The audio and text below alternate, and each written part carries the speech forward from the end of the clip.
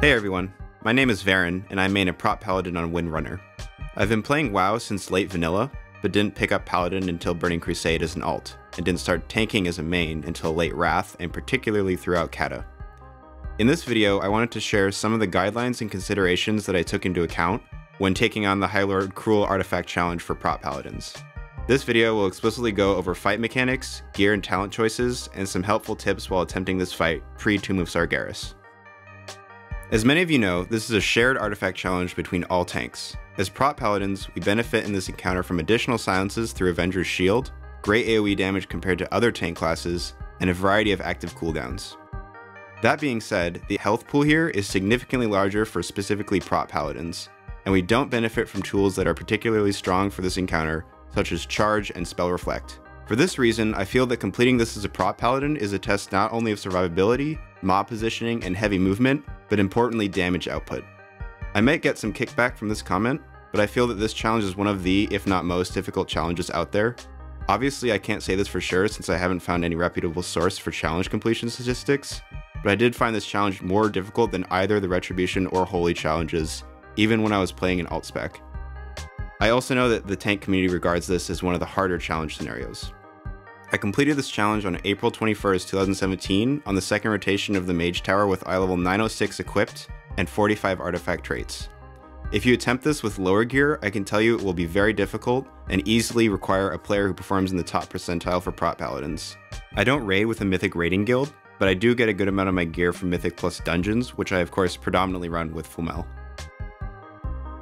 Starting with gear, I went with equipping the highest eye level combination that I had, prioritizing haste and versatility.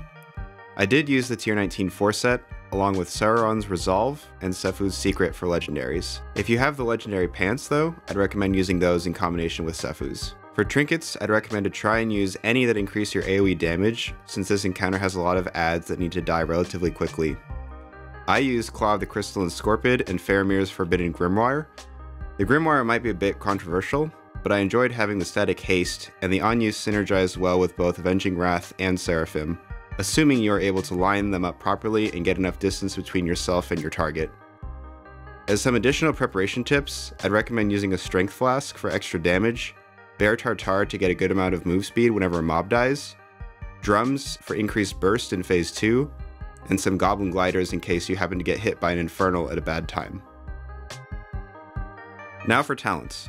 In the level 15 talent tier, I took Blessed Hammer. I initially tried toying with Holy Shield a bit, but the decreased damage tied to the Hammer of the Righteous made this less appealing. Also, you should be attempting to interrupt a significant portion of casts in this encounter, making the spell block not so useful. In the level 30 tier, I took First Avenger for the increased damage from Avenger's Shield and the more often interrupts. In the level 45 tier, I took Repentance for added CC on the main boss in Phase 1, such that I was able to deal with spare adds during the downtime. In the level 60 tier, I took Cavalier for increased flexibility with Divine Steed. In the level 75 tier, you'll see I took Knight Templar in the kill clip to have the increased mobility, as this is a very movement heavy encounter. There's also a good amount of constant damage in the fight, so the damage reduction will probably see some use as well.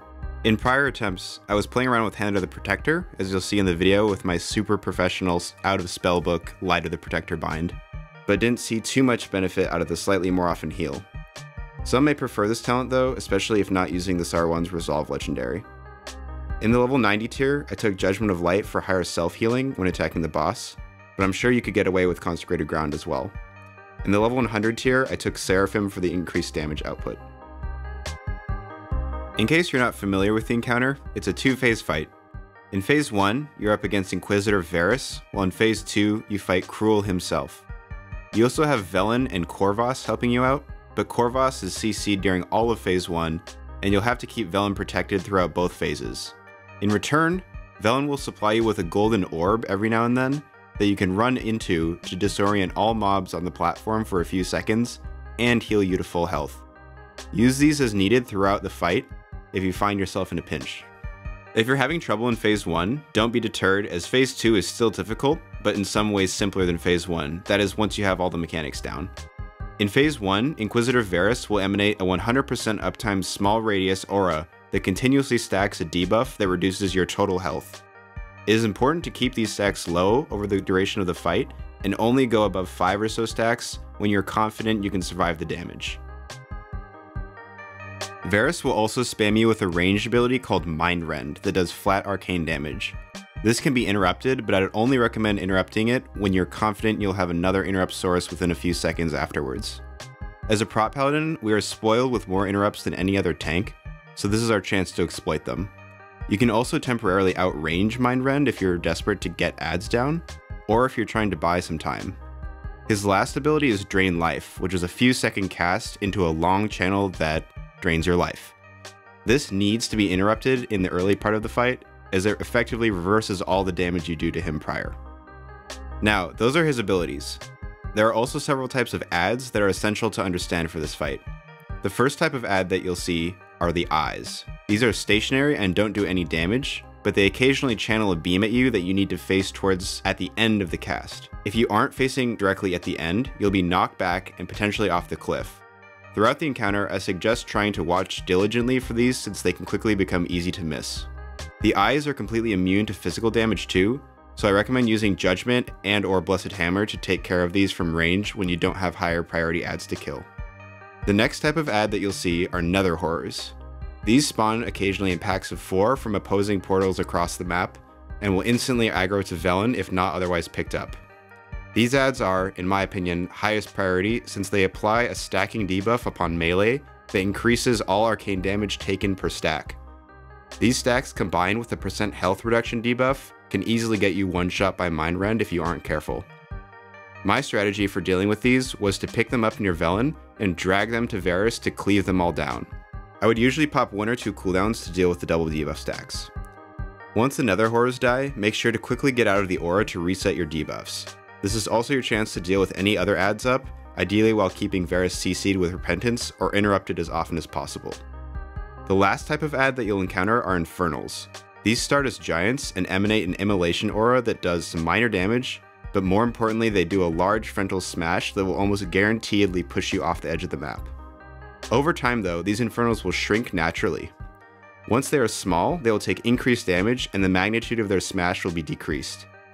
To deal with them, I recommend doing your best to strafe in a circle or sideways constantly while cleaving them down. Never do a double take or you risk getting smashed off the map. Once killed, they will slowly respawn to become a full health large infernal once again. So that's phase 1. Keep the adds under control, try to burst the Nether Horrors down with Varus, watch your debuff stacks, and keep an eye out for both infernal smashes and eye beams, both of which can push you off the edge and instant wipe you.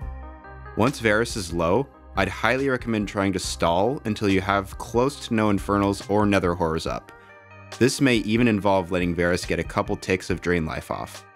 If you go into phase 2 with adds up, it's very hard to recover without popping something major.